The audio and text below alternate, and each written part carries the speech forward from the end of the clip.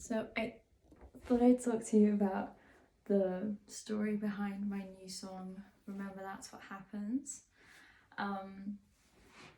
And the disadvantage of having such long hair is that I sit on it. It's too long to fit in the screen. Anyway, so I always say I make therapeutic music as a psychology student, and I really mean it, and I think this song is very emblematic of that.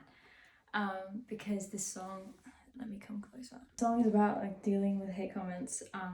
This song of mine, called Nicht egal wie du willst, which is a German song, went viral. And it kind of went viral with like a very specific crowd I call out like misogyny and sexism in that song, and so I triggered a lot of insecure men, and I got literally like 100,000 misogynistic hate comments, ironically, from men, like 99.9% men. And so I write all my songs by myself, like I produce all of them and engineer all of them by myself. And so I was thinking about this experience because I was just getting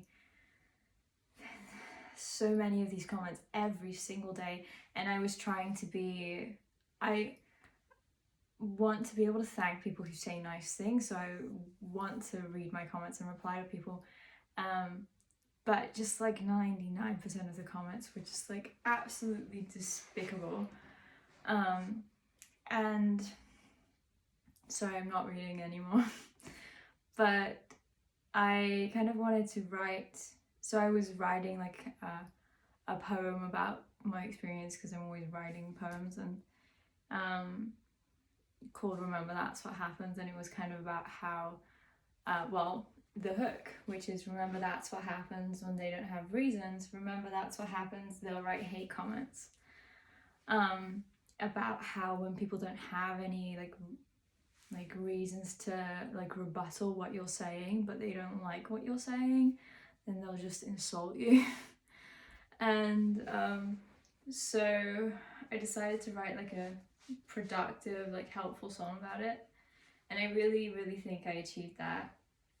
I think it's kind of similar in that sense to my song I Won't Be Sad on Christmas Anymore, in the sense that when you begin listening to it, I mean this one even more so maybe, but after you've listened to the song you feel so much better than before you did. But I think this one is even more like upbeat, that's for sure. This is probably the most upbeat song I've ever released, ironically, given the topic. But I'm obsessed with this song. One of the I got a lot of like literally illegal comments, just constantly insulting me and so misogynistic. I also got a lot of comments saying like you can't sing and whatever, of people who probably didn't even listen to my song at all, or maybe like 5 seconds at most, or maybe they listened to it on mute. You know, people just wanting to insult me, and that's apparently like an easy way to do it when you're a singer.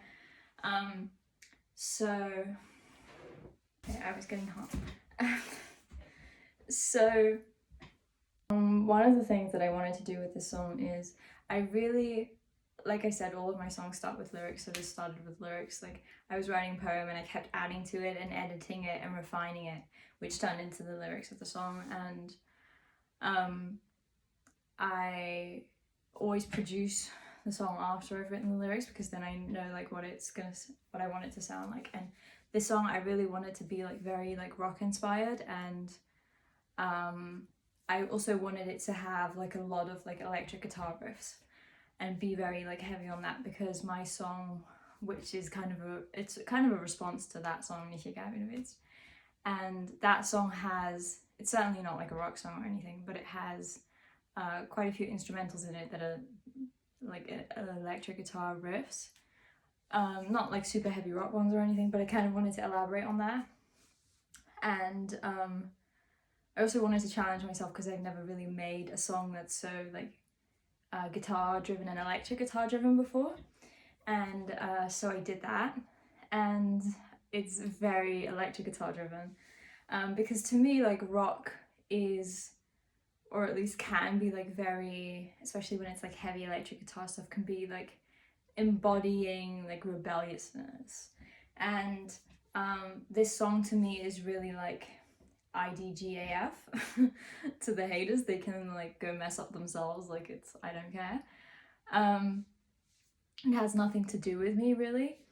And so I never use autotune or pitch correction when I produce my vocals. I know it's the industry standard, just like filters on social media and retouching and editing photos and stuff, but I also don't do that. So I know that whenever I post this video, for example, my face is going to be compared to other people's faces who do use filters but don't disclose it, because that's the industry standard. Just like my human voice is going to be compared to people who use autotune and pitch correction and don't disclose it, because that's the industry standard. So I always spend a lot of time producing my vocals, a lot more than people who use autotune and pitch correction. That's one of the reasons people do that, because it's you don't have to do as many takes until you get a take you like. You can just like basically retouch the image. And like I said, I don't do that. So usually I would do like 25 takes and like lots of different vocal tracks and like stack them and make them so beautiful. And like with my song immediately preceding like my last single, when the sun comes out, I spent so much time producing the vocals, and I have so many vocal tracks and stacks, and I spent so much time engineering that and mixing it, and it sounds so perfect. I didn't use any autotune or pitch correction as always, but to me it sounds so beautiful and ethereal and perfect.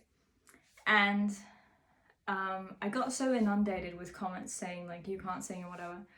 I started realizing it really has nothing to do with me. And why am I spending so much time on my vocals when I'm gonna get those comments regardless?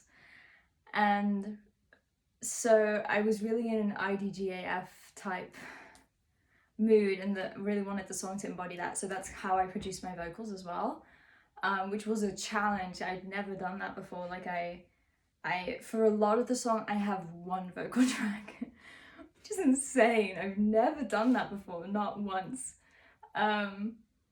And then for the chorus, I have some stacks, but it's very minimal. And I really wanted I also didn't do as many takes as I usually do. I usually do like 15 takes, and now I did like 3, because I really wanted the vocals to be kind of like a rock song, which to me the vocals are very like raw, and that gives it so much character. And so that's how I produced the vocals for the song. And I'm really obsessed with it. It makes me really happy. It's also the most like beat driven song I've ever produced, which was also really fun for me. I'd never really done that before. So it's very tight. It's also, I don't know if it might be the shortest song I've ever released. It's not like extremely short, but it's under 3 minutes. And I tend to make long songs. But I am so obsessed with it. I love it so much, and I really hope it can help you if you're dealing with hate, or if you know somebody who's dealing with hate. Send them the song. It's called Remember That's What Happens, and I hope it can help you.